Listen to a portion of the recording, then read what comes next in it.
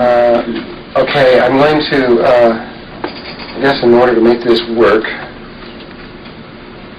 no, I can go a little bit further here. A little bit further. Okay, the other question was, what is it about this time in 1992, or approximately this time, that is causing this acceleration in knowledge and growth and everything that's happening here, this awakening that's taking place? Well, it's tied in, according to Thoth, and also according to the Hindus, and also according to the Egyptians, and ancient Sanskrit says the same thing, with a wobble in the Earth's axis. If this was the axis of the Earth, there's a wobble in it, and that wobble, like I described before, is called the primary one, and those other ones, that are called the precession of the equinoxes. So if you were to look at that wobble, at any moment, it forms an elliptical pattern on one end. And this is the elliptical pattern that I'm putting up there. This is what happens. Right now, we have that, here's moving around like this. This is the wobble.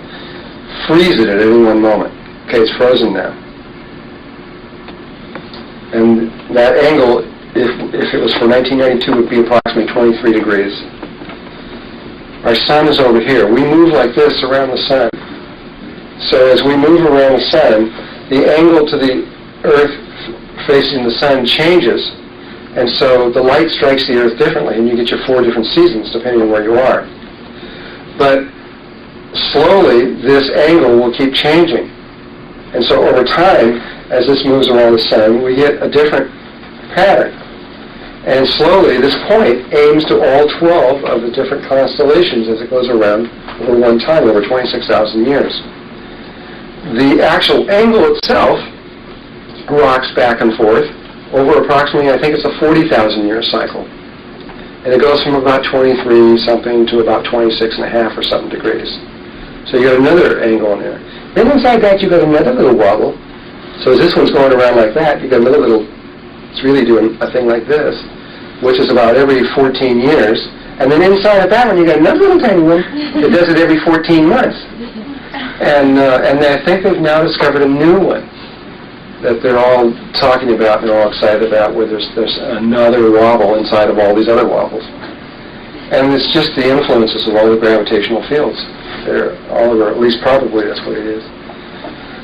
So anyway, going back to just the precession of the equinoxes, what the ancients have said, and you can read this in the Sanskrit writings, and you can read it even in more modern day Tibetan and Hindu philosophies, is that if this was the wobble seen from above, and this was when it's pointing, as the wobble comes around, there is a place where that is pointing to the center of the galaxy, and that is different than when it's pointing away from the center of the galaxy. The galaxy was toward that door, and so what the ancients, so here's that point where it's at the center of the galaxy, and there's the point away from it, or you could say when it's pointing toward the galactic wind or away from the galactic wind. And what they discovered, it's not here, but about 900 years on either side, that there is this amazing thing that takes place. And in essence, we fall asleep coming down this side, and then very quickly, like that, we wake up just pretty quickly, like relative to a 24-hour period, your wake-up period, at least for most of us, unless we got real. Some of us take 2 hours to wake up, but most people wake up and get up. And if you do, that would be just a click of the finger relative to your 24-hour day. We wake up very quickly. In fact, it's usually 1 year. In fact, it's really down to 24 hours. In fact, it's really only about 20 hours long. The primary wake-up time in the whole thing is about 3.5 days. And we wake up, and then we go through a series of awakenings all the way up to this point again, and then we fall back asleep again, and then we wake up again. So there's a dark side and a light side. It's just the image of the Earth. The Earth is dark, half of it's dark on one side and half of it's light. And the side that's dark is pretty much asleep, and the side that's awake, light, is pretty much awake at any particular moment. And Only we do this in stages. And these stages are called yugas. There's very specific periods in there where you awaken and you fall asleep and such. And there's much more to it because there are dimensional levels connected to all of this. We have always assumed that time is linear and in the past of the earth, and it isn't been linear at all. And there's been, and without truly understanding the nature of time and the nature of the dimensions and what has happened in there, to try to date something is just ridiculous. It has nothing to do with anything at all. But we do it anyway. So, and to be clear here, right at this moment, in 1990, 1991, 1992, we're sitting right there in the orbit. We're sitting right on that place between being asleep and waking up. We're sitting right at sunrise. And it was the male that kept us alive and protected us into the darkness. It's now been shifted to the female, and the female will take us back into the light. And again, the male will protect us back into the darkness. Now, this is not a static circle repeating itself like a phonograph record. This is a piece of a helix. So every time we fall asleep, and when we wake up a little bit more, and hopefully don't fall quite asleep. We wake up a little bit more each time, repeating this. Only thing is that last time, we're here right now. When we come back to just here, just 13,000 years ago, a little less than that, right there, something happened that when we fell asleep, we went more than asleep, we went unconscious. I mean, we might say got a big blow on the top of the head. Something dramatically happened, which I'm going to describe in just a little bit. It actually started about 16,000 years ago. The result had happened here, and I'm going to spend a lot of time explaining what happened. When you know this image here, and you apply it to the history of the Earth, and you look at the archaeology and what happened over all those things, it'll make perfect sense. Without understanding this, you cannot understand archaeology. Cannot possibly understand why the Egyptian culture, which started right about in here, would come out in full bloom in its greatest glory and then go downhill. Why the Sumerians went downhill. The Babylonians went downhill. The Akkadians went downhill. Always, the oldest part, always being the clearest, most intelligent, most awake part of the culture, and systematically going worse and worse and worse and worse and worse and worse until they just died out. And it's because they were falling more and more and more and more asleep. And this is the most asleep time. This is called the Kali Yuga.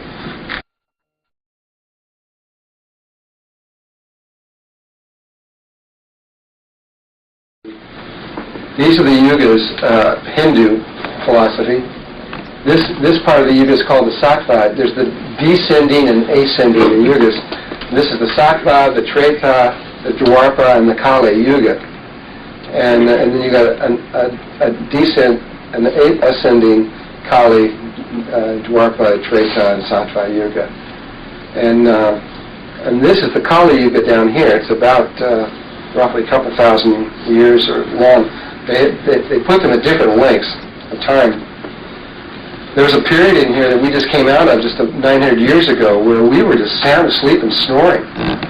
I mean, they call it the Dark Ages and everything. It really was. I mean, we were just asleep. We didn't know what we were doing. And there's all these people running around.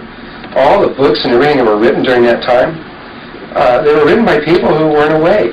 Got to be really careful about anything that was written in the last 2,000 years.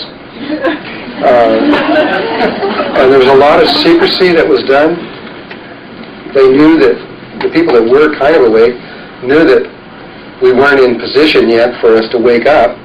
And so the people that had some kind of awareness would keep things, and they would put it in secrecy. They would write it down purposely incorrect, so that if anybody got a hold of it, but their school, they would tell them what the key was.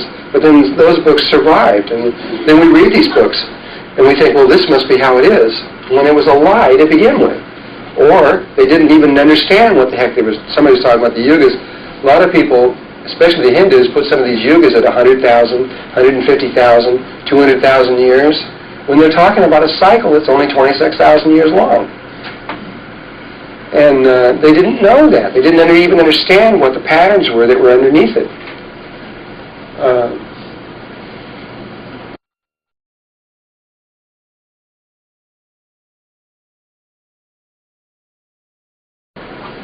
There was some Hindus that knew what they were talking about. One of them was Sri Yukteswar, who was Yogananda's guru. He put the cycle of 24,000 years, which, considering where they were at that point, that was really pretty good. You know, that's only off by 800 or 900 years on each side, and it was pretty good. But look, there's one thing I want you to notice about this one. Here he has the yugas on the outside. Here's the nearest point to the galaxy, and the distance point. He's got his foot right here, only this was done in the late 1800s, so we're not exactly in place yet. And inside here he has the constellations, because the precession points to all 12 of the constellations as it moves around. So you can tie the constellations to the yugas, which is what he did here. And now where we sit at this moment, he has this here, but where we are right now is this line right here between Virgo and Leo. We're right on the line, and depending on the astrologer that you talk to, everybody has different ideas about these things and where you're starting from. But many of them see us right in physically. We're talking about physically, right in between Virgo and Leo. Some see us in the third eye of the Virgin, which is where that's placed right in the middle between them. And but that's physically in the orbit. But if you were to look out across the heavens, you see us going from Pisces into Aquarius. So we're moving from we're right on that line between Pisces and Aquarius. We're about to move into the new age of Aquarius. That's not just a song; it's literally the truth. And but this Virgo Leo is real interesting when we start looking at the Egyptian artifacts and the whole thing, and you look at the Sphinx, which was half virgin and half lion. And when you see that there is one of these calendars in the sand from the air, 3 miles in diameter, marking all this stuff on the ground invisibly, but clearly.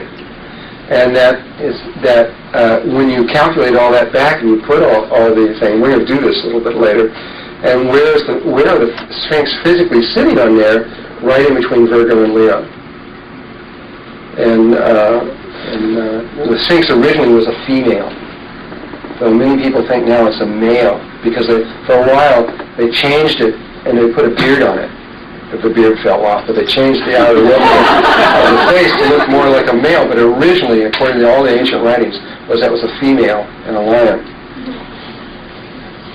So, this understanding here of the precession of the equinoxes and the astrological signs is real important to understand why this moment of 1990s is so important, because we're in that place right when the sun's coming up. And you can read about it in the ancient Sanskrit, how they describe each of the yugas, what happens to us normally as we fall asleep and wake up in each one of these things. And when they talk about coming into the Dwapara Yuga, where we are right now, they talk about how we start becoming involved in inventions. They even talk about electricity. They even talk about flying in the sky. You know, the airplanes and all this stuff that we become involved in, all this technology and everything. And then they draw this line down the middle. And suddenly we throw it away. We throw it out the window. And what happens is, at this point, is when we wake, these become like toys to children, our cars and all this stuff, because we wake up. And we come into the awareness that we can do anything that technology can do from within ourselves, and we don't need it anymore. And a whole new level of human experience takes off from this point on, which is where we are right now. We'll experience this in our lifetimes.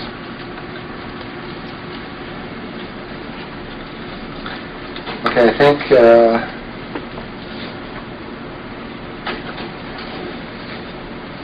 I'm going to leave it right there, and we can now ask questions.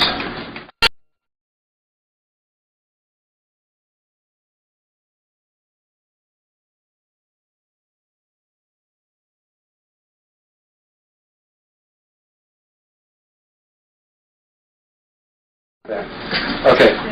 On the progression of the equinoxes, what is the reason that we have to keep going through the going to sleep period? I mean, I know that we have to go through that. Why do you go to sleep at night?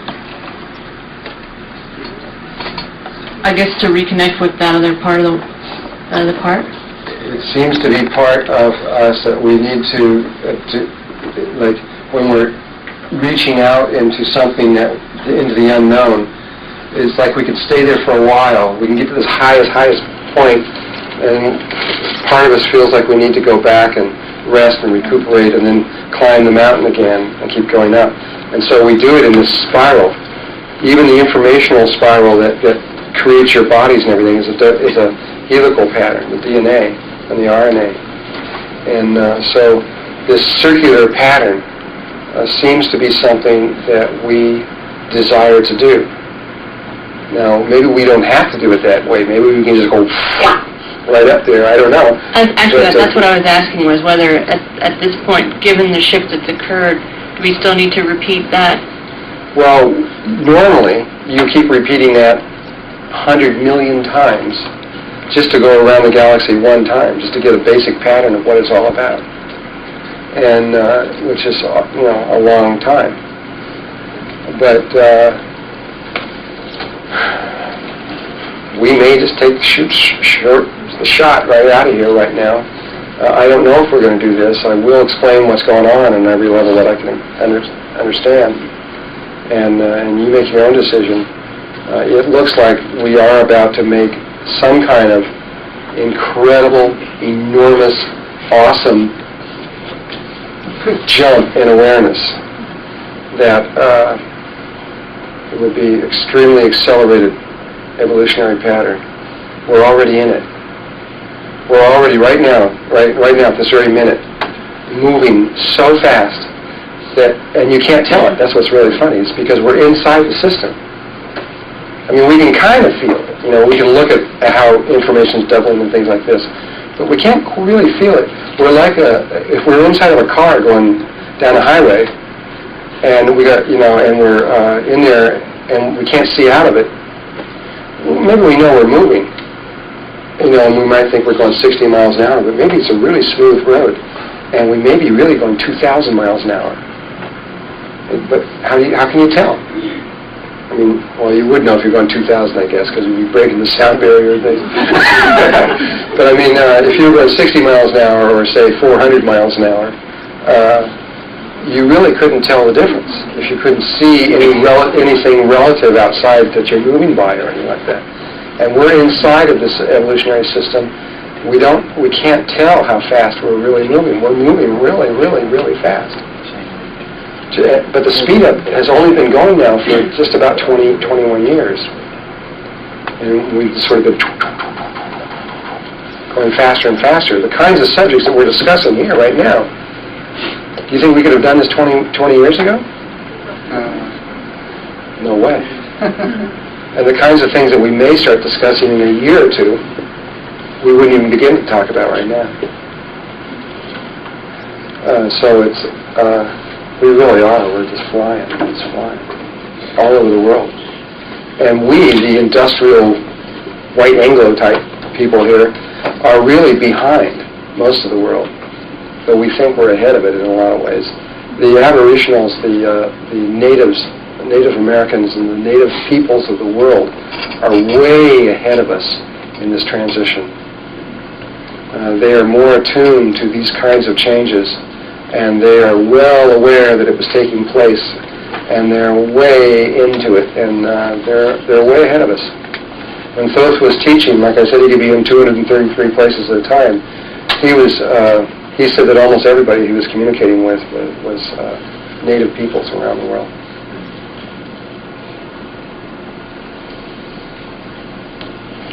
Any other questions? Yes, there's a prophecy around about how, 97 or whatnot, none of our electrical equipment is going to work, but it sounds like that's backwards. It's that we're not going to need it to work. Is that it? By 97? Yeah. Who Said said that that? everything's going to be in something about electromagnetic flow, that it's going to be, this is Pascalian stuff. Well, there's a lot of prophecies like that. And I'll give my 2 cents on that too, but I really don't think, from everything I know, that it's not real safe to prophesize right now. Because even if you are correct at this moment, you may be wrong anyway. Because we're making changes that don't conform to the normal laws. And it's just like all the stuff, we're going to talk about something that happened in 1972 that's changed everything. And the prophecies that before that experiment took place in 1972, like Edgar Cayce was almost 100% accurate. He gave 12,000 predictions with only one error. I mean, that's I'd say that's pretty good. And that one error was that he gave a reading, a health reading on a person in France, and got his twin brother by mistake. And but after 1972, he started his predictions started going way off. Nostradamus was the same way. He was 80% correct until 1972, and then it's going way down. This guy is current, monthly stuff, and it's like, kind of wonder. He's viewing it from one perspective, and as you read it, you sort of have to put this other perspective. Well, the Ascended Masters that I communicate with, they're very reluctant to say what's going to happen. And they have a real good view, a good wide view of the whole thing. And they've never seen anything like it. They don't even know what to think about it. And this informational level is also up on their level. They have received information that normally a planet like this wouldn't get. Probably 100 million years down the line somewhere, and they're acting on it successfully. We're making. I mean, I don't know. I mean, all I can tell you I will tell you what normally happens in these kind of things, which we'll get into later, and I know that there are certain things that will happen. Like the poles are going to shift, but it does not have to be this violent change. That, in fact, I'm not so sure it's going to be violent at all. I don't think we're going to have any warning at all, or very little.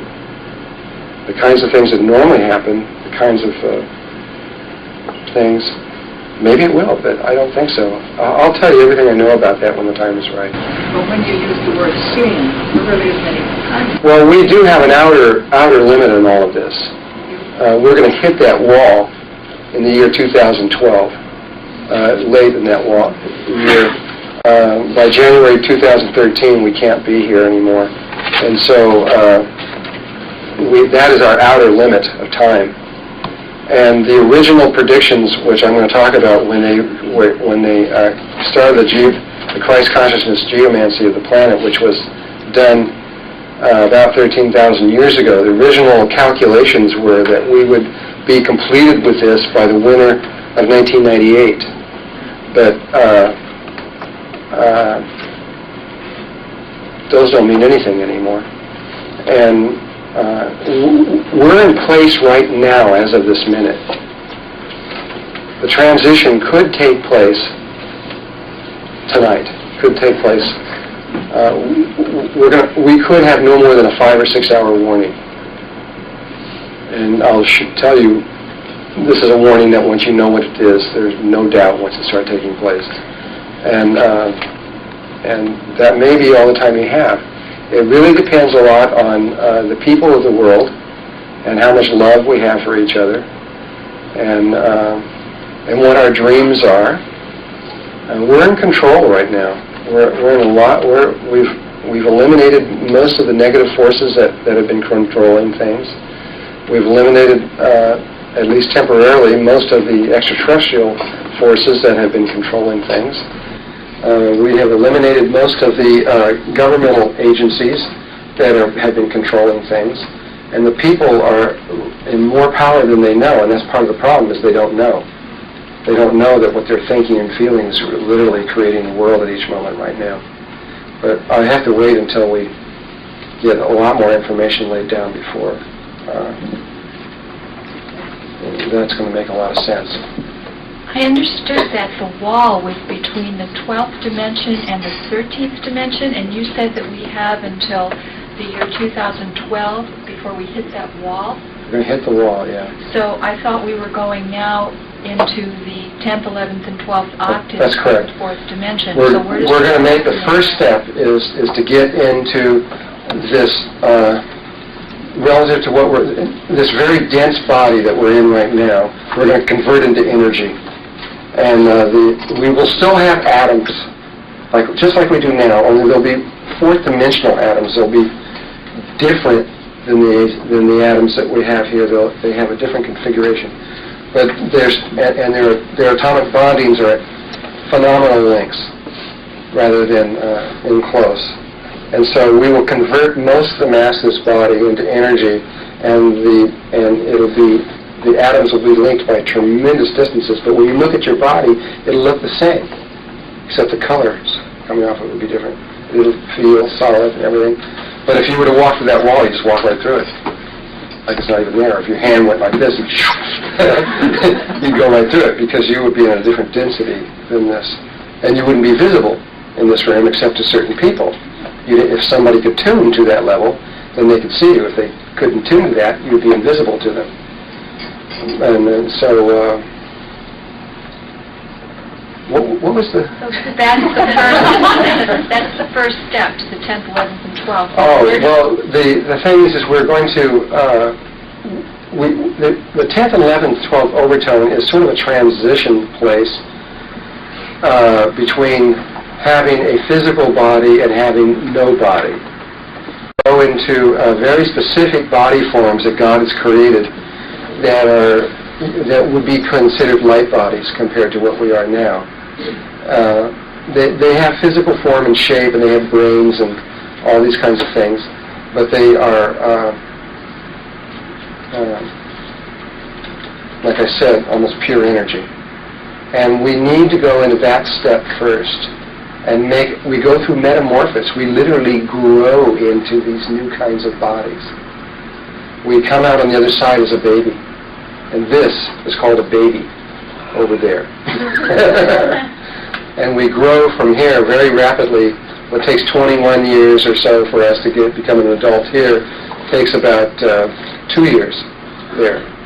And experientially, not talking about actual time ratios, experientially, about 2 years will go by, and you will go through a very rapid metamorphosis into something that's going to look very different, though very similar to this. And you're going to see the pictures of what we're going to go into over there. And but then once we get in there and we become an adult there, we're going to rapidly move from there, out of there, into the 5th dimension, leave all physical form, and then slingshot from there.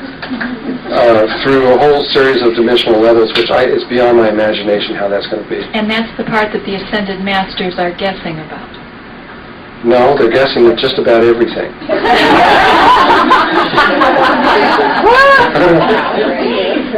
I mean, really, right from here all the way up, they just don't know. I mean, everything keeps changing every time they think it's going to be a certain way, then it changes. Though they're getting better at it.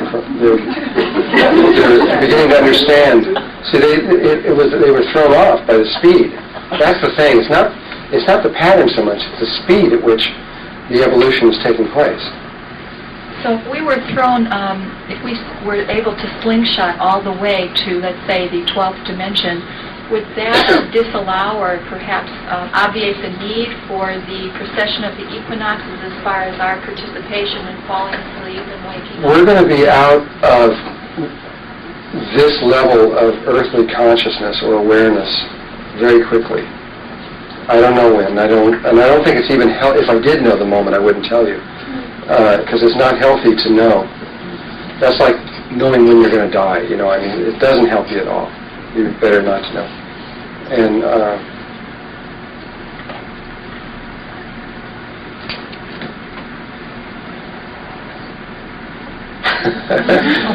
what was the question again? I just wondered if we were able to slingshot all the way up to the 12th dimension, if it would still, if we, as we are right now, would still be required to go through this experience of this intense darkness of sleep and falling asleep and waking up. Well, like I said, we're going to be out of earthly consciousness, all the parameters and everything that are in here. We're going to still be in Earth, but we're going to first go to the fourth dimensional level. Experientially, there's almost no connection at all. Almost none, except that there are bodies, but they're real different, and the experience is totally different. And I will describe all this stuff.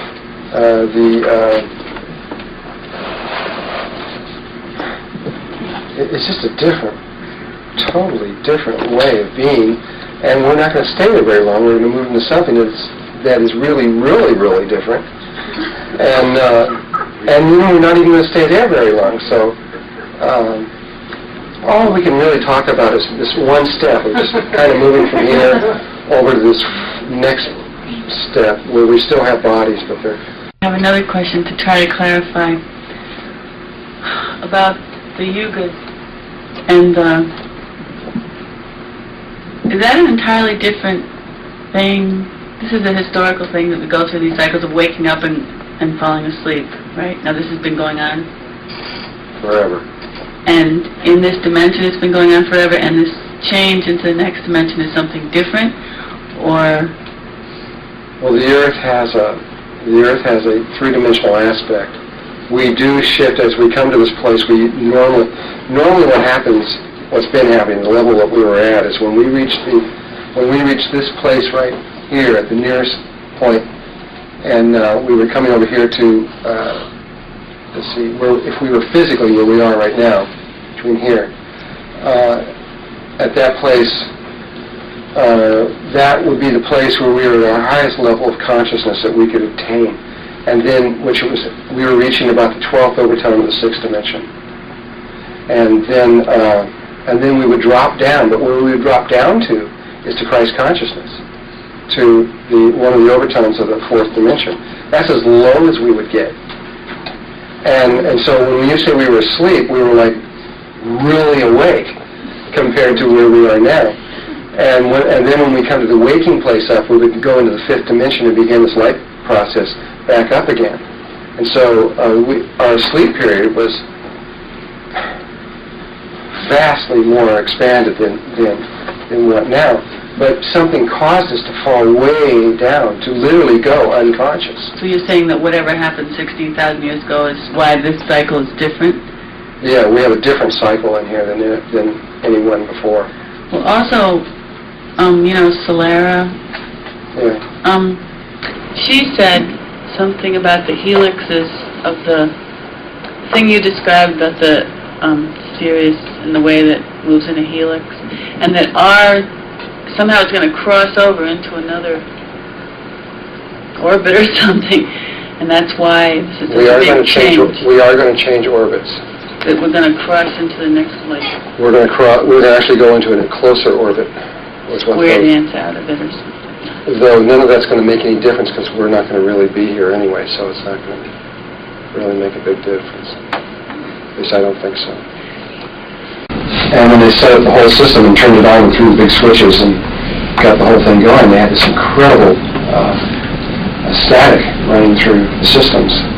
And when they tried to locate where it was, they looked through their systems and they looked into the Earth and looked everywhere else. But then when they pointed up to the heavens, they said, "Oh no, it's coming from everywhere," and it is literally everywhere.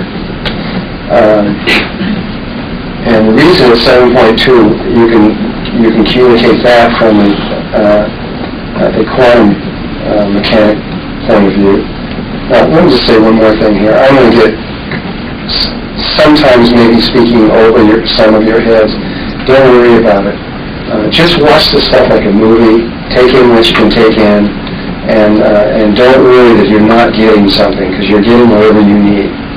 And so I'm talking to a lot of people on a lot of different levels, and just get what you can, and what you can, it's okay.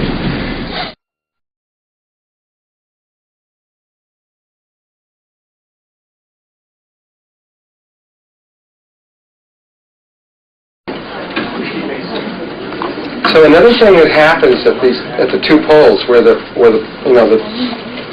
two places on the precession of the equinoxes, is that there tends to be a shifting of the poles of the axis of the Earth. Now, it was Edgar Cayce who first brought this to our attention by his predictions, and of course, when he first brought that up in the predictions, the belief at that time was that the poles never shifted except for maybe 100 million years or something, It was something that just like never, they figured it was sort of fixed forever kind of thing, and that never took place. And it was probably people who evolved in the ARE that began to do research to see what the truth of the matter was. And they discovered that the poles had shifted a mere 10,000 BC, 10,500 BC. And which is, when you look at when that is, that's 12,500 years ago, which is right back under the, approximately, very close to the time where we were exactly right on the other side of on the other point on the other side. The way they did that was they knew that there would be a lot of volcanic action at the time. They went to old volcano fields.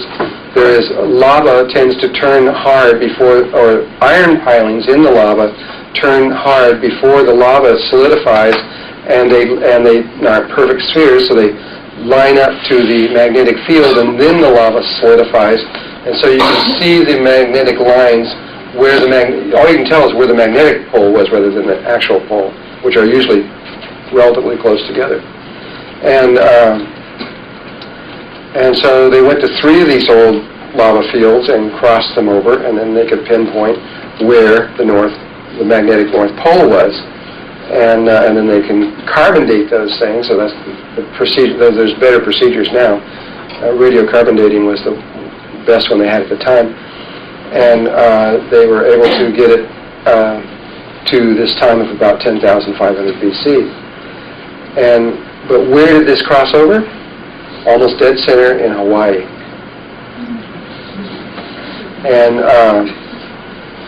And then they did it one more time and found that the poles had shifted one more time back, which is where we are right now. And I don't remember where they had found it at that time. And when they found that it had happened twice in a row in one cycle, then they made a serious study, and they went into using a different system. They went into the ocean floors and began to take these 6-inch, 11-foot-long core samples out of the floor of the ocean, and they could read the sediment in there, and began to discover that the poles have shifted millions of times, and not only have they shifted in moving around like this, but many times had switched like that.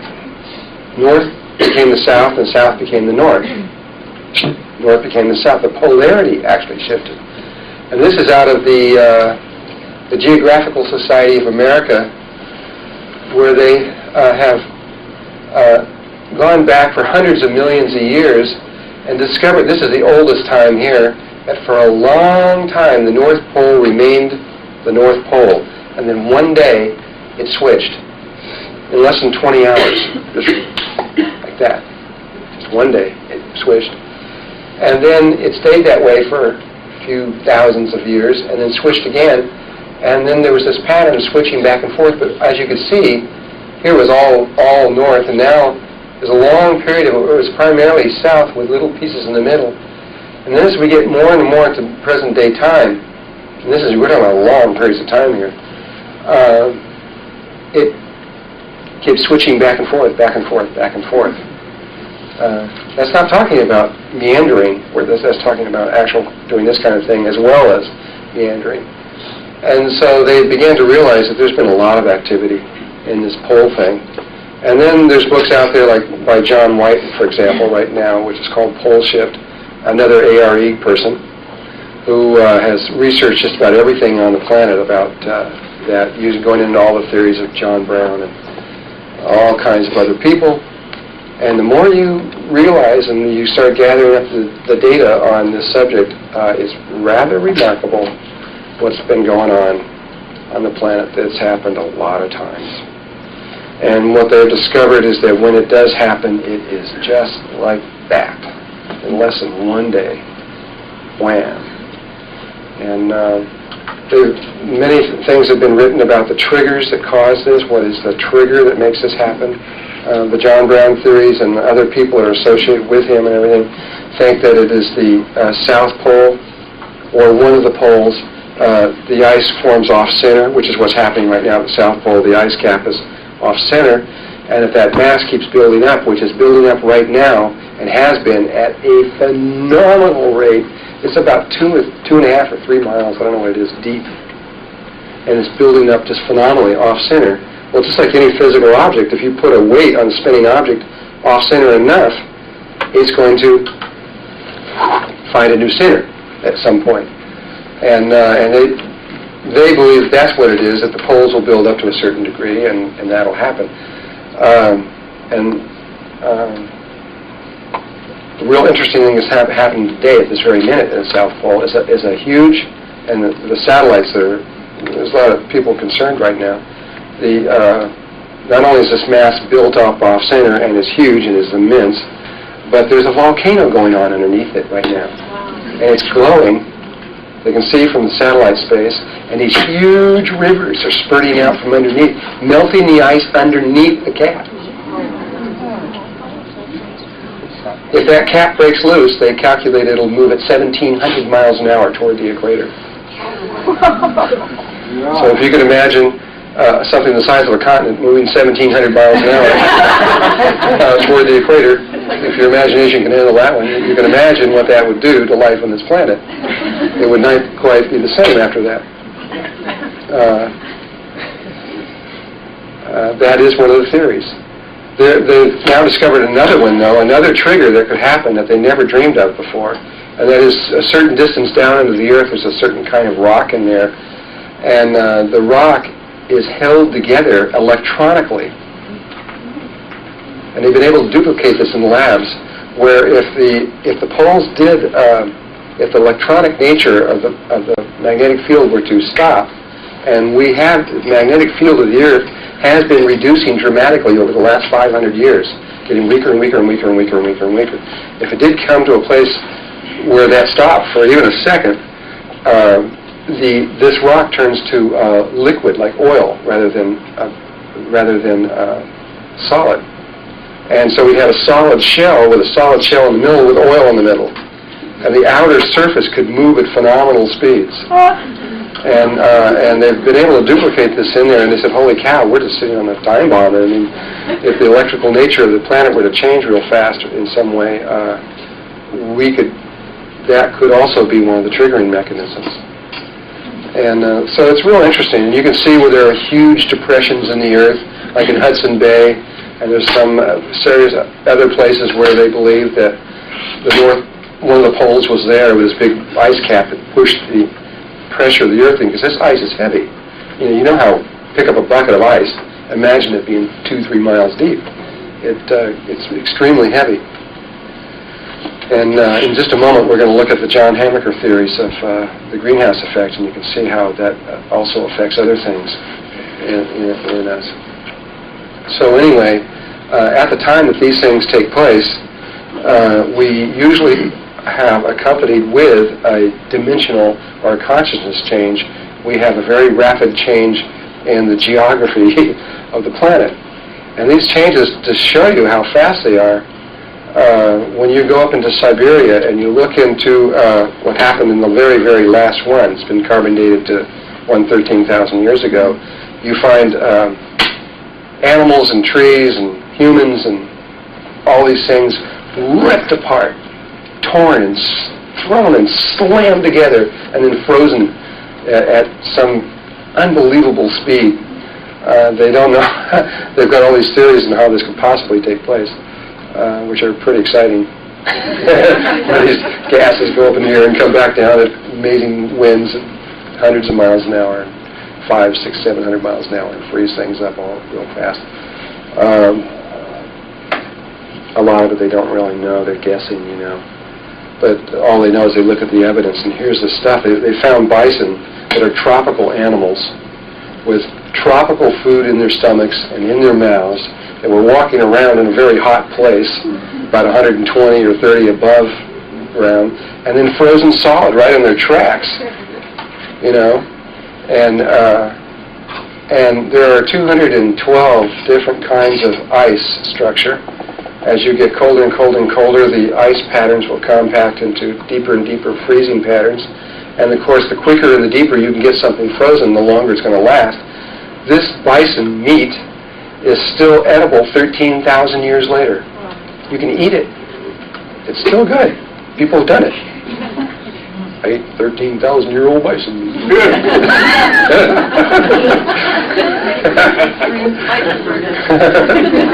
Bison burger. And so, I mean, whatever did it happened really fast, really, really fast. Anyway, we'll look at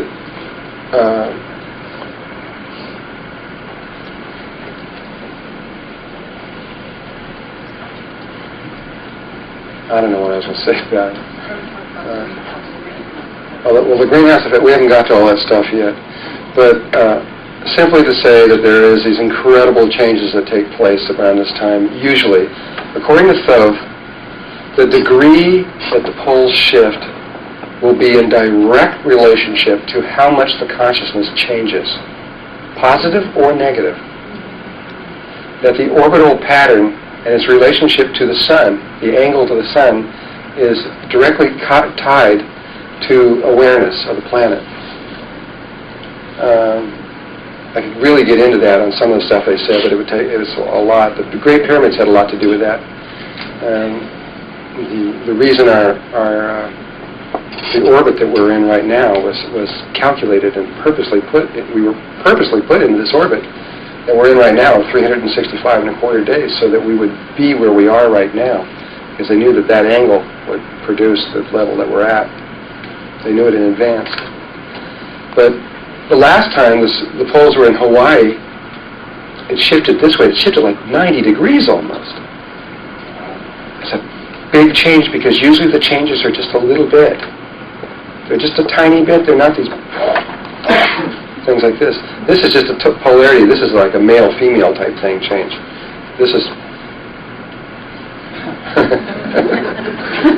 Don't get excited.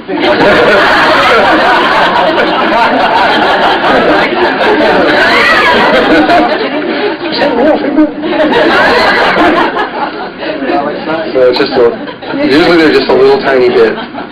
But this last one was a lot. But it wasn't a positive change. It was a fall. We dropped. It was the great fall that's referred to even in the Bible. We fell down, down, down, down to where we are now. So that's one of the aspects of what's going on. Now,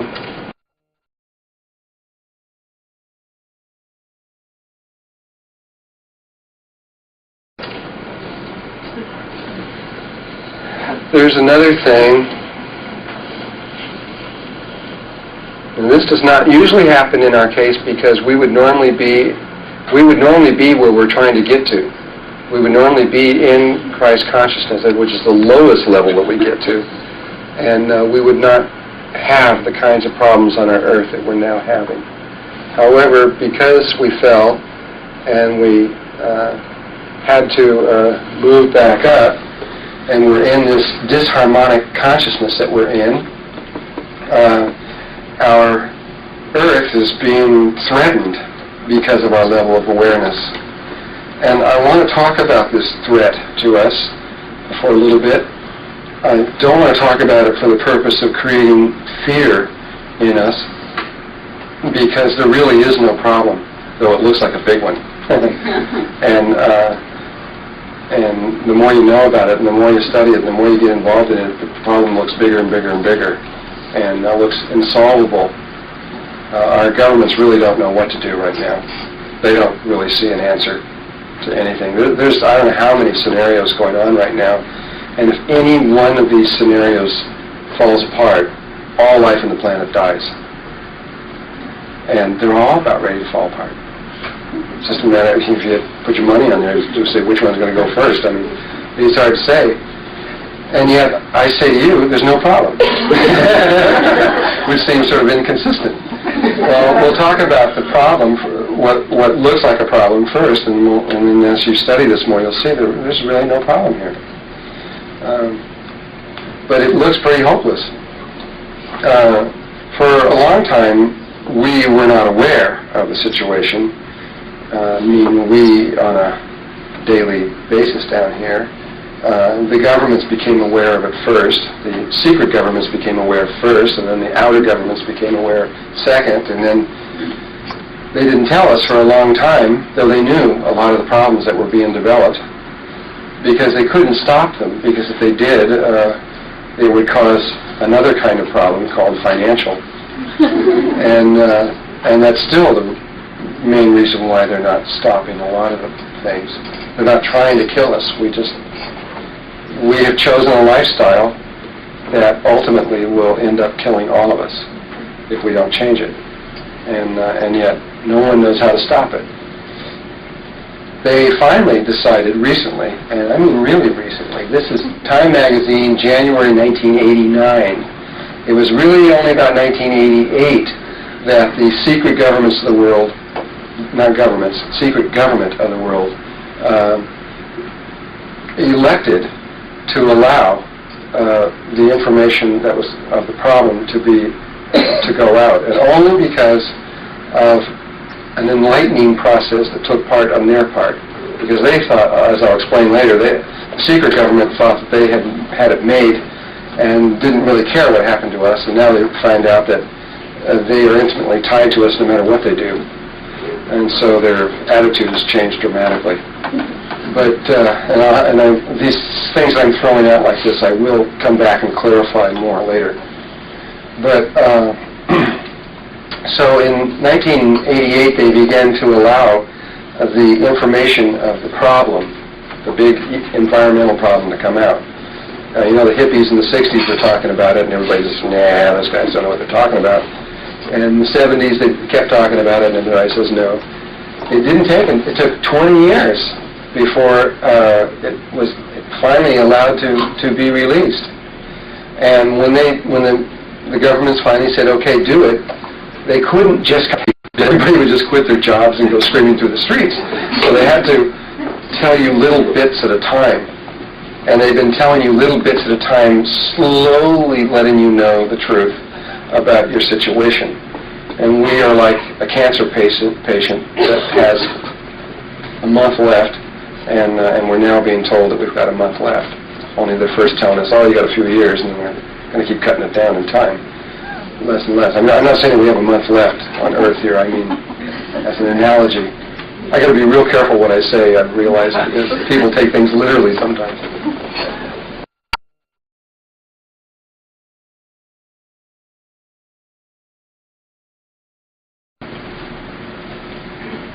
So, in January 1989, Time put out this magazine called The Planet of the Year. The Endangered Earth, and the entire thing was put out to some of the problems that we were having, just some of the major ones, and to begin to let us know. Though they actually started in 1988, and one of them, and this was August of 1988, one they put out called Our Filthy Seas. And I'm going to just talk about a few of the different levels. And so one of them is the oceans.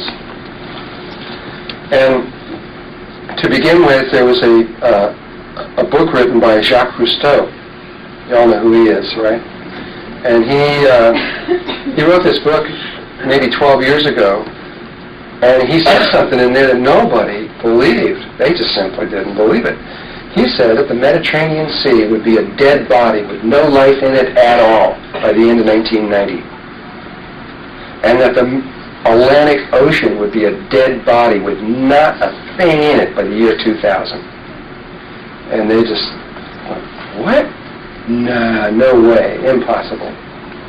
Well, he wasn't exactly on. He was off by a couple of years or so, or 3 years or so. It has gone a little bit longer than he thought. But the Mediterranean Sea, as of this minute, is just about a totally annihilated body of water. There's hardly anything in it at all. The entire sea of the Mediterranean is 90, who knows, 95, 96, 97% completely gone. Maybe it'll take another couple of years, but within 2 years or 3 years, no life in there, another dead sea of the planet. The Atlantic Ocean is falling right behind it. And he may not be right at the year 2000. Maybe it's the year 2005 or 6 or 7. But that's going to be a dead body. It's dying. It's hard to imagine that that's possible, but it really is. It's going to be dead. If we just continue just at the rate we're going without having even escalating at all, we've been continually escalating everything. And there's whole areas on the Atlantic Ocean, from what I've been reading, that are as much as 3 to 5 feet thick of pure toxins. Patches that are hundreds of square miles around. No life can live on them. It's like cancer sores all over. There's mountains of shit, literally, out in front of New York Harbor, for example. They've been pumping that stuff out for 20 miles out, and it's all coming back. And this big mountain is about to enter the harbor now, and they're all going, what do we do? And the ocean is dying. And they never thought that could ever happen. But it is. And they don't know what to do about it. They just don't know what to do about it. They can't, they just don't know where to go.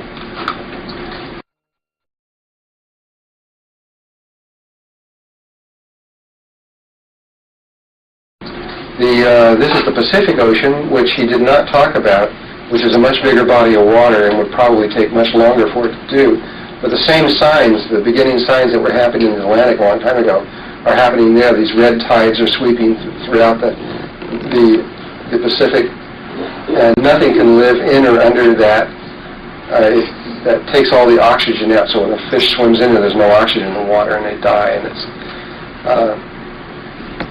it's just a sign of a polluted planet, and it's pretty horrible what's happening to watch this take place to Mother Earth. But it's going on.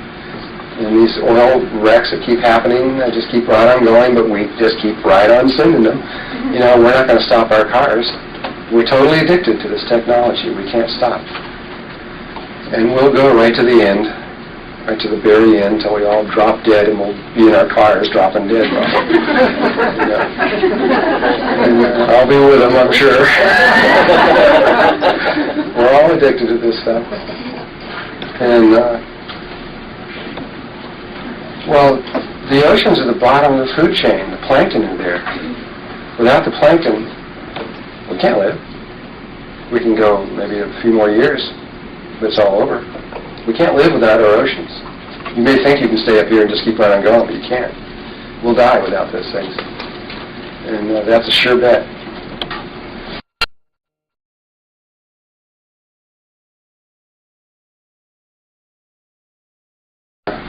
There's a lot of other problems. That's only just one of them. This is a satellite photograph of the South Pole. And this is the ozone hole right in here. It's an old photograph, actually. It's one of the first ones that came out. And we didn't know the hole was there because of a software glitch in the way we designed the software in the computers that were analyzing this. But when we finally did figure out it was there, and found out that it was chlorine monoxide, which was the final end product and the key, the chemical companies who were creating the CFCs that we figured were destroying this, of course they all said, well, we're not doing it. This is a natural phenomenon. This naturally takes place. You guys have just discovered it. So they had the entire world cooperated. This is the first time in the history of the planet. The entire world of every single country on the planet cooperated on a single project and that was to check this out. It took them 2 years of high altitude flights to see what the levels of chlorine monoxide were. And when they first were looking, and their original calculations, they thought that it would be 30 times over normal, and they were really worried about that. However, when the results came back, they were speechless, because it was 500 times over normal. And that may have been a lie. It may have been much worse than that. And they just couldn't say the words. Couldn't say it. Because, and I'll say why in just a moment, this is the chain reaction from the CFCs to this little molecule is the culprit, the chlorine monoxide, which is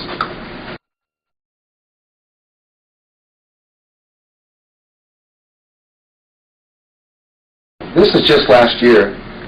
This is what's been going. This is what the EPA does here. They can't tell you the truth directly. You can understand if you were in their position.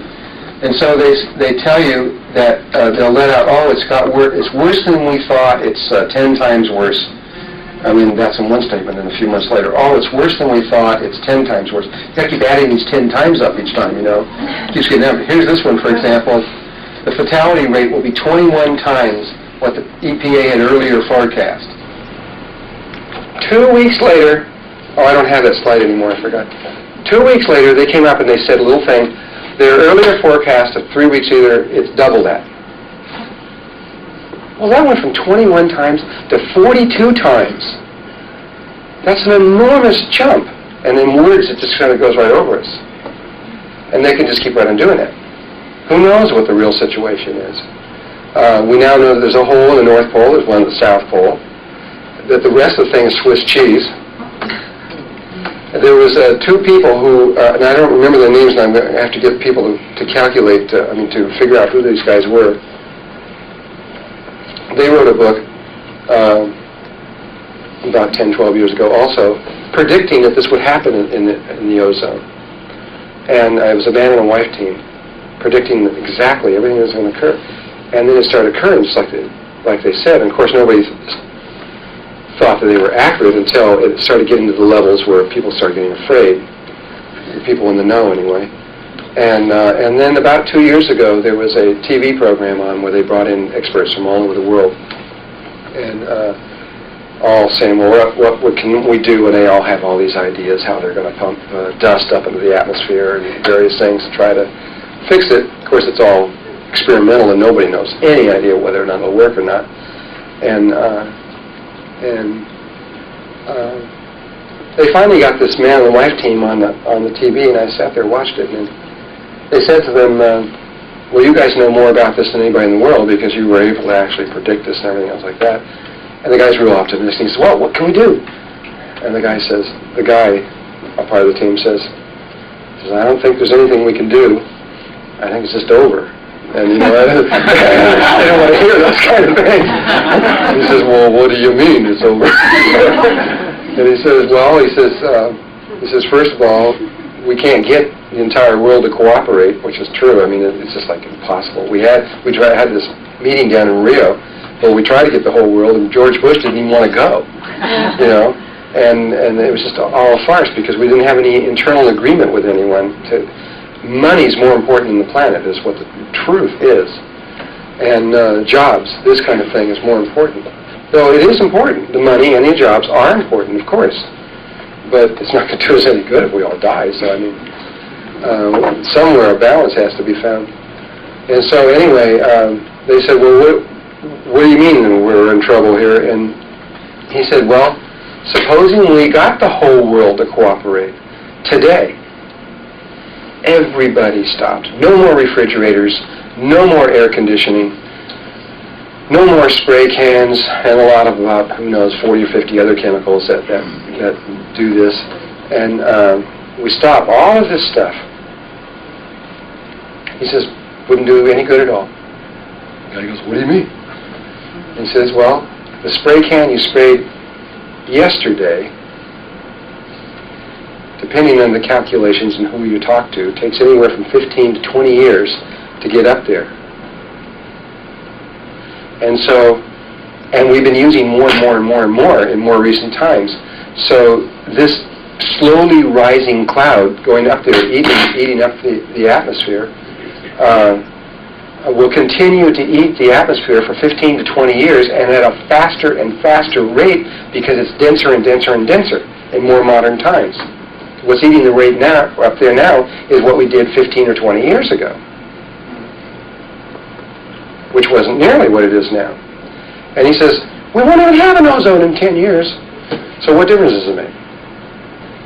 Well, if we don't have an ozone, and believe me, we are almost don't have an ozone in 1993. I did get it right this time.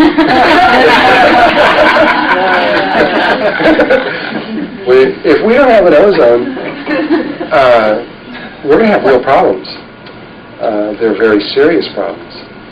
You won't be able to go outside during the day. You'll have to wear totally every closed up ultraviolet. You can't have any light hitting your skin at all if you went outside. I mean, not even a little crack anywhere, because you would very rapidly develop skin cancer. In New Mexico, in the higher state levels right now, skin cancer is about 50% of the population and growing rapidly. And Australia and New Zealand down in there, I mean, those people, they're really freaking out. I mean, you can't even go outside hardly at all. And we're just another year, or they think this year, maybe, we're going to hit the critical point. They thought it was going to happen last year, but because of the freak nature of the ways the temperatures hit, it didn't happen. It may be that there's going to be spots, like shotgun effect, all over the world in certain places, and it could be anywhere. Doesn't matter if it could be anywhere at all. Then if you're outside more than 15 or 20 minutes, that's it. Throw your body away. And you'll go blind also, very quickly. Even if we were able to protect ourselves and we only went out at nighttime and had spacesuits on to go during the daytime, all the animals in the world are all going to go blind.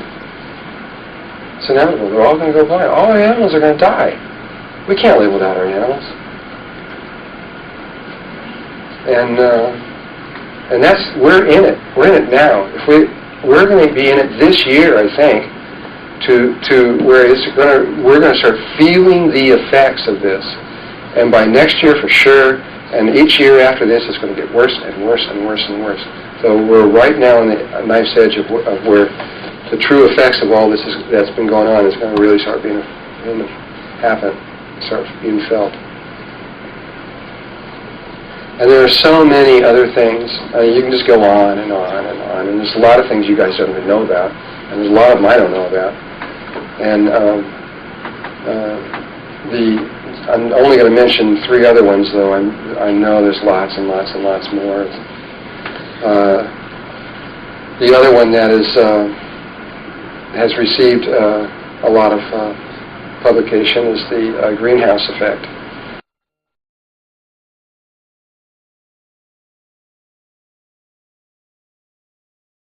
And the greenhouse effect is a very, very scary situation if you know the totality of what's going on with it. When George Bush took office in his first time there, within 1 week after taking office, 700 environmental agencies band together to go talk to him, 700 of them, to tell him that the worst scenario of all is the greenhouse effect, worse than the ozone, worse than the oceans, and worse than lots of other things that are going on, that this was the worst one they can think of. It's not the worst one, but it was the worst one that they could talk about anyway. And they said that if we don't stop the greenhouse effect, that we're basically all going to die.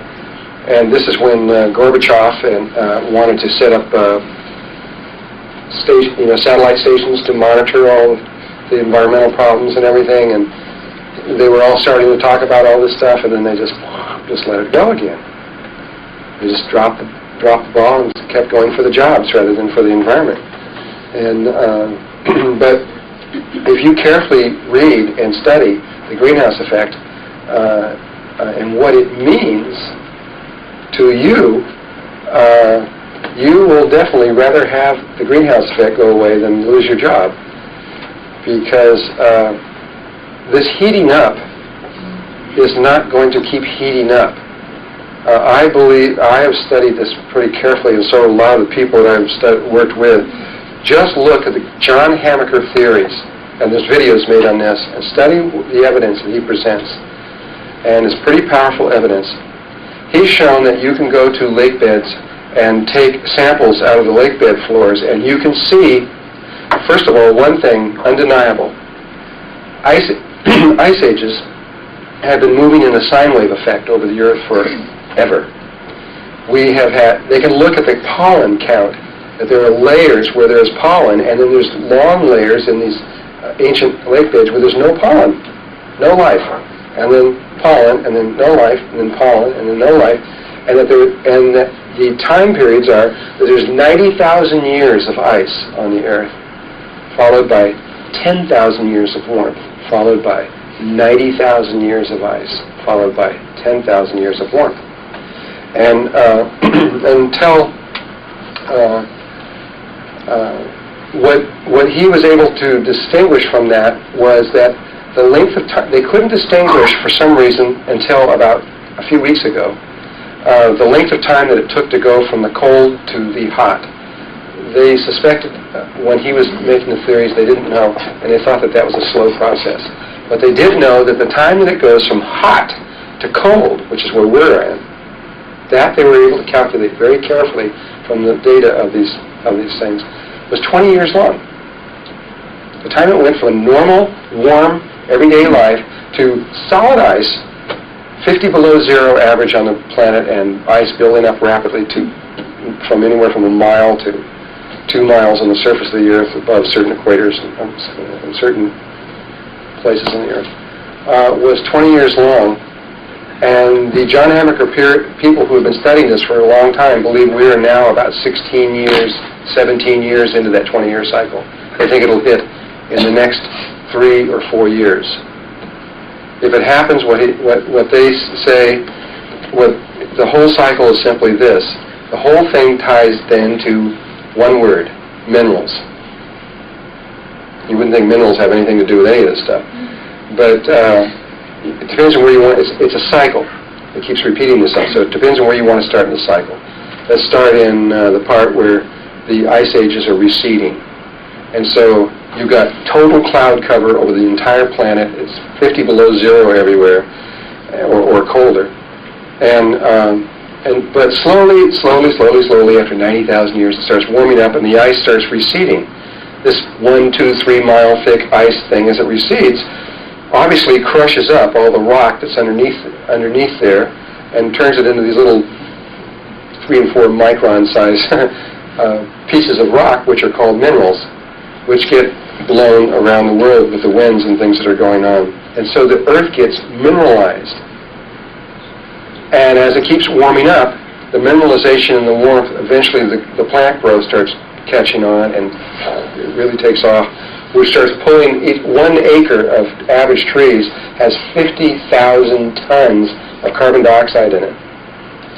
So it starts pulling this back out of the air, and the faster the plant growth grows, the shield is lifted until finally the ice really starts going away, and everything gets watered, and you have a situation where we're back into the normal situation where we are now.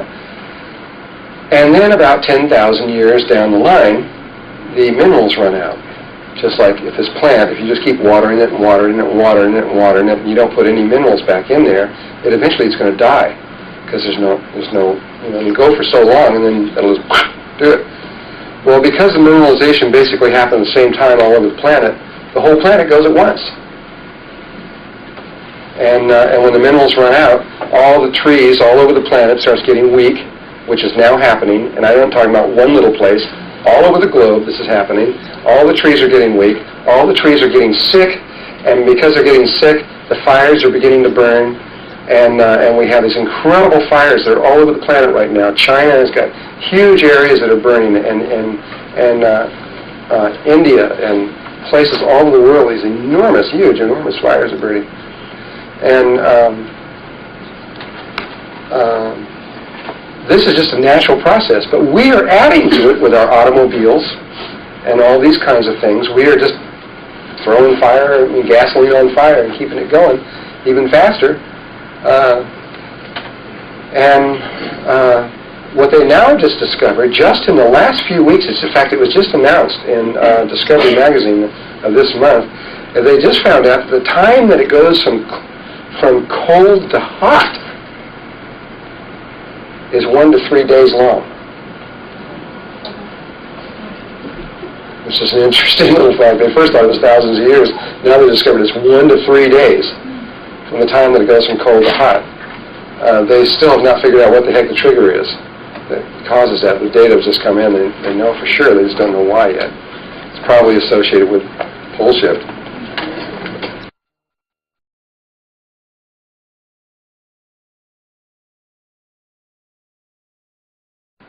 Anyway, just to finish this little cycle, what happens is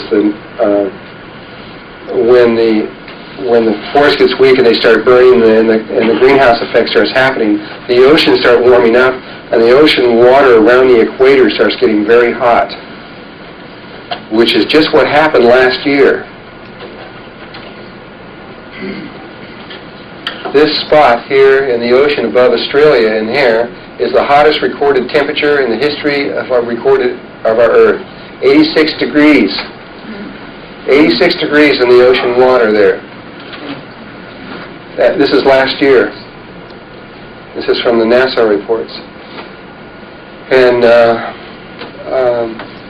what happens is the waters heat up and these huge amounts of water get pulled up into the atmosphere, which then gets pulled by convection currents because you got hot middle and you got two frozen ends.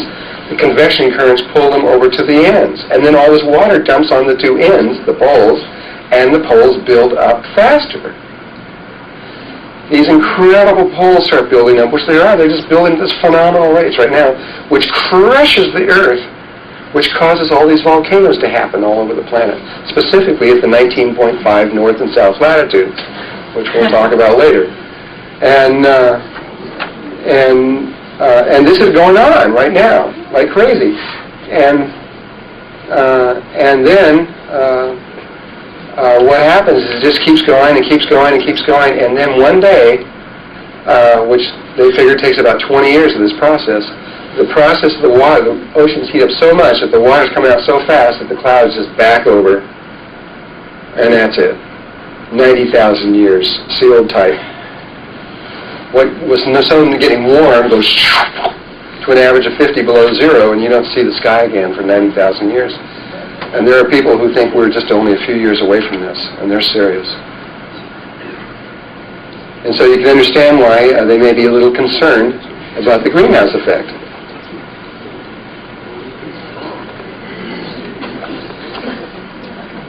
And what's the worst?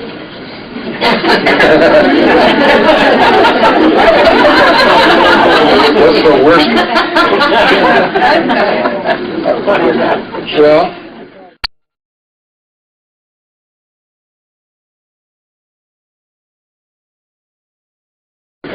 okay, I'll tell you what the worst one is that I know of.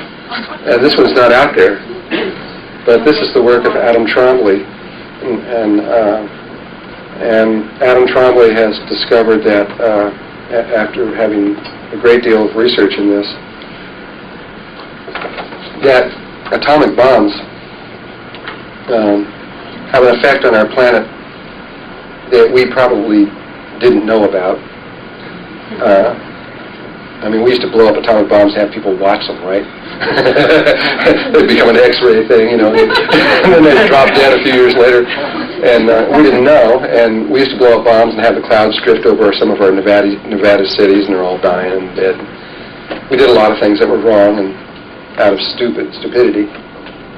And but we blew up 212 bombs above the surface until we got pressured to do something else, so we blew them underground, figured that's okay to blow them underground. It's not okay. It's the worst thing. It's better to blow them above ground than it is underground. According to Adam, what happens is when you blow an atomic bomb underground, the force of that gets shot into the Earth, and it ricochets inside the Earth, bouncing through the plates for over 30 days with incredible impact, moving through these things for a month, going through this stuff, until the Earth absorbs this huge impact on there. And you can do one of them or two of them or maybe 10 of them, but we've been doing these on a regular basis. I don't even know how many underground ones there have been. And so he wrote a paper recent past, a couple of years ago, suggesting that if this continues, not very many more, that certain phenomena are going to start taking place on the Earth, and they're all happening. He said the first place you're going to see is the Indian Ocean dropping by for a remarkable amount. It just dropped 25 feet. The whole Indian Ocean just went 25 feet. And there's places that you talked about how this was going to happen, and he believes that if we keep doing it, the Earth will just blow up, just fall apart, pieces everywhere. So that's the worst case scenario I could think of. And we were on when the Indian Ocean dropped and certain other things happened, and it conformed exactly to what he said. We were on red alert, military and governmental levels were on red alert, and probably still are, relative to this whole situation. But I would not be surprised if they wouldn't go blow up another atomic bomb, even though they know that it may be the last one ever, because of some. I don't even think I want to even talk about it. There's some other stupid stuff they're doing that they really want to blow these bombs up for that are just stupid. But anyway, there's something called the Flexion crystal, and it's something that was discovered in 1927, and the governments of the world want to complete this project, and it requires blowing up atomic bombs, and because whoever finishes the project will kind of control the Earth, because the technology will sit, and they've come so far along, they're almost there. That's what the crystal place in White Sands, New Mexico, that's being built right now, is what the primary purpose of it. The Flexion crystal is if you take a piezoelectric quartz crystal and you shoot a protracted radio beam of a very specific frequency and wavelength down the C-axis of the crystal, it causes the ions of the crystal to begin to rotate. And when they hit a certain angle, the crystalline lattice structure breaks apart, and the crystal disappears right before your eyes. And the crystalline atoms migrate into space and reform into a larger crystalline atom. And so you get this, a little, say a 2-inch crystal, suddenly disappears and reforms a few minutes later 2,000% bigger. So it'd be 40 inches long. I guess that's what it is, instead of 2 inches. And well, that would be interesting if it was just that. But the other thing is that the crystal lifts off the ground. It levitates, and it levitates with. It will lift huge. A 2-inch crystal will lift 5,000 or 10,000 pounds off the ground. And it not only does it levitate and lift a huge amount of weight off the ground, but it moves in the force of a C-axis with tremendous speed and force. And so, obviously, if you could get those things together and control them, that would, in terms of what that means, in terms of space travel and everything else, would be pretty good stuff. But the one that they're mostly concerned with, even more than that, is that a Flexion crystal absorbs 100% of all energy that passes through it, and so and retains it in the lattice structure somehow. Nobody knows how. You can blow up an atomic bomb, and it'll absorb an atomic bomb and release it as electricity through many different kinds of means, even mechanical means, or release the bomb, striking the crystal. And so there's all kinds of purposes and reasons for that. And I believe that that's what's going on, specifically since the Japanese have gone around systematically over the whole world and bought up all the piezoelectric crystals on the planet, just about. There aren't any left hardly anywhere. And you can't do it with synthetic piezoelectric. It has to be natural for some reason. And so, and I think that, and I know that the Russians, the United States, and Japanese were all working on this. And I think the Japanese have either figured it out, or are so close to figuring it out that they want to make sure they had the world's supply of it. So they bought it all. They've got it all over there. So I don't think there's hardly anything left anywhere.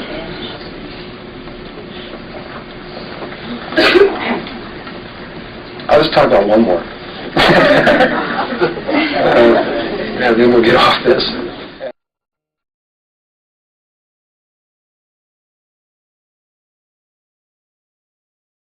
And that is AIDS. Who's seen the Stricker memorandum here? Quite a few people. Dr. Stricker was one who has carefully watched the AIDS epidemic, and if you believe his data, he says that it was the United Nations, through the World Health Organization, that created the AIDS virus. And the purpose and the reason that they did it would be a pretty obvious one, really. And what would you do if you were in their place? What if you were on the world body and you came to the realization that the world's population was going to double in 10 years? If the world's population doubles, we're all dead. We can barely handle it with what we got here right now. Imagine, if you can imagine all the cities and all the whole thing doubling in population and rapidly, they're all going to be kids. I mean, the only reason it slowed down primarily is because of China, because China's realized this and had the wisdom to make a single, you can only have one baby in China, and that's it. And though it's caused a lot of weird stuff going on because they all want to have male babies, so they kill the girls and make sure they only have males, and so you got all these males growing up with no females. It's really a weird situation. But it's a synthetic situation that's been developed here. But if they had not done that, we would be hitting this doubling process in about 7 years. As it stands now, I think we've got a little bit longer. But either way, no matter how you look at it, it's going to happen, and when it happens, it's all over. And then it's going to double again really quick after that, which would even definitely do us in. So the population itself would annihilate us all if we don't do something about it. We could not survive it. It would be all over. And so the United Nations, through the Stricker Memorandum, said that they had to do something, and so what they did was and he showed the actual United Nations document saying that they needed to reduce the world's population by 3/4. And let's reduce it, and we're talking about eliminating people. And so, according to Stricker, they took the virus from a sheep and this virus from a cow and blended them in a particular way to create the AIDS virus. But they already have the cure. But they'll wait until 3/4 of the population is dead, and then they'll say, "We just found the cure." And that's the game plan. And it was put into the hepatitis B injections, which were given primarily to the homosexuals, because they were the ones that had that particular problem. Whoever did that consciously tried to get to them, in the United States anyway. And so it appeared to be a homosexual disease, but in the rest of the world, it was not. Whoever tried to do it tried to get rid of the homosexuals and the blacks. This is pretty clear, because it started in Haiti and Africa and the homosexual community. And now,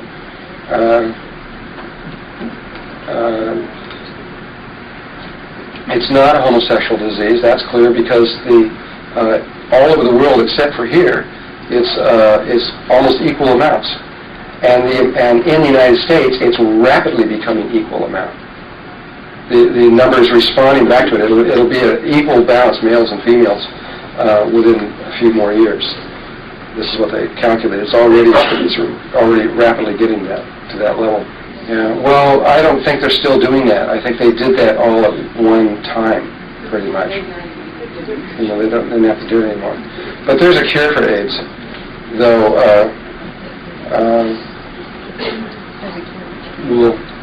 We'll just have to see. It's the same thing that what Stricker said at the very end of there was he understood. The answer lies in light. And it's the royal light frequencies, but not the ones that are published, because those are wrong and they cause cancer. And they were all purposely distorted. Whoever wrote the books and everything else like that, they did not tell you the truth. But if you can figure out what they are, and the answer lies in this geometry, relative to that, even on a scientific level.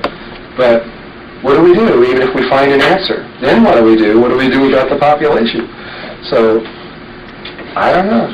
I just work here, you know. I don't have any answers for you guys. I don't know. It's an incredible situation.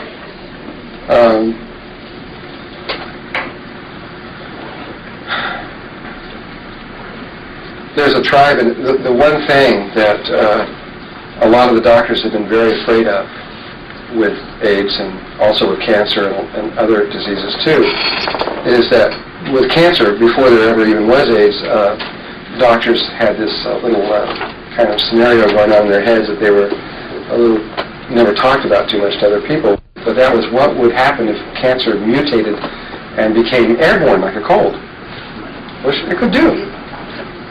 It's a virus, and it could mutate so that you caught it like a cold, and cancer could spread through the whole world really quickly. It's never happened, but it could. Theoretically, it could.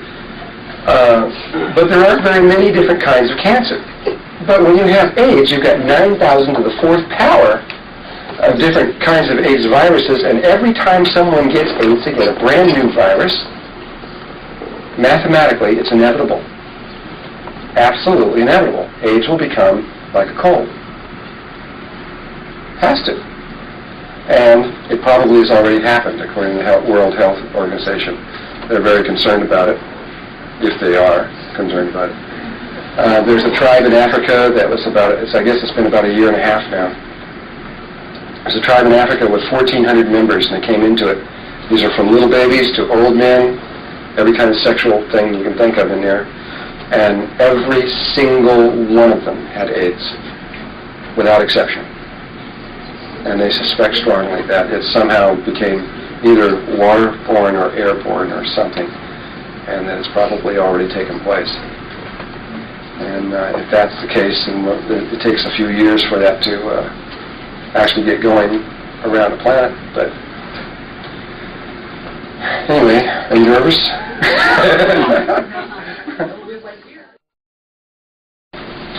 Okay, here we go again. Well, anyway, the bottom line of all of this stuff is that we are in extraordinary times, not only for informational levels that are coming in, all kinds of things. I mean, when we talk about informational levels, I mean, it's like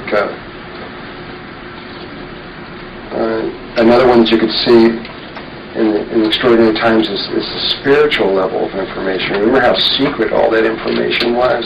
People would die before they told you about certain secrets and things like that. And now you can go into a metaphysical bookstore, and there it all is for anybody who wants it, you know. It's all there. Why did all these spiritual groups release all that information at the same time? Who told them? Who's guiding it? Who let that all come out at once? It was all secret. It was buried down deep. Well, you know,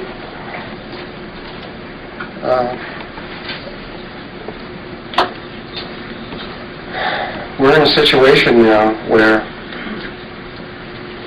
we're not in an ordinary, everyday life, and yet most of us are going on as though business as usual. And we do have to have a certain part of us that does that. If we're going to survive this or make it through, we need to get through the daily life. In other words, we got to have part of us that continues on and pays the bills and tries to do it in the cleanest, best, and most sacred way you can. But on the other hand, to live only for that and for pleasure and to keep going at this point in the game is really, you're just wasting your time. If you think that you're going to get married and grow up and have kids, and they're going to grow up and go to college, and you know, and you're going to watch them grow and be, I mean, we're not going to be here. We ain't going to be here that long. I don't care which one of these scenarios take over eventually. We've got all kinds of things about ready to crash down on us. We're in the last days. I don't care how you want to look at this.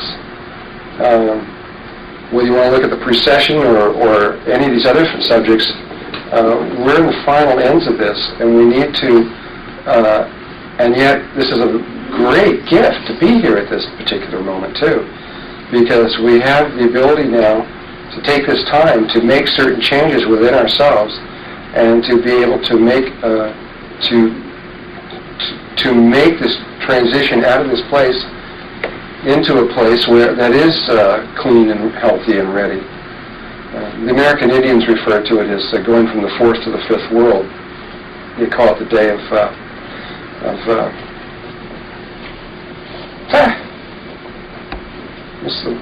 what do they call it? Are there any American Indians in here?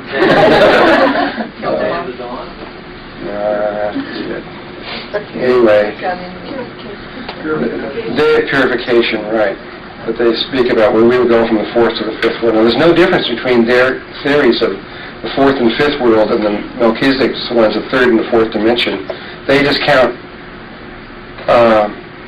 the great void as one, as the first world. We count it as zero, because we don't think it's anything. But we're both referring to the same moment. They're all ready, boy. They're all psyched out, all across, all over the place. They're all preparing. They're all ready. They know exactly what to do. They know right where to go and right where their homes are and what to do and everything. And the rest of us are, the rest of us are just sitting here, out there, just going on as though nothing's going on. And we'll finally get to the place where they'll be announcing on TV, well, don't go outside anymore and things like this, and we'll just keep right on going. So nothing's happened. Take it for what you want, but this is the time that we're either going to do it or we're not. Because you're not going to stay here. Well, you may want to stay here, but we're not going to have this third dimensional planet to be able to play around in much longer. And if you don't believe me, check it out. Because the more you check it out, you'll realize that I'm playing lightly on this subject.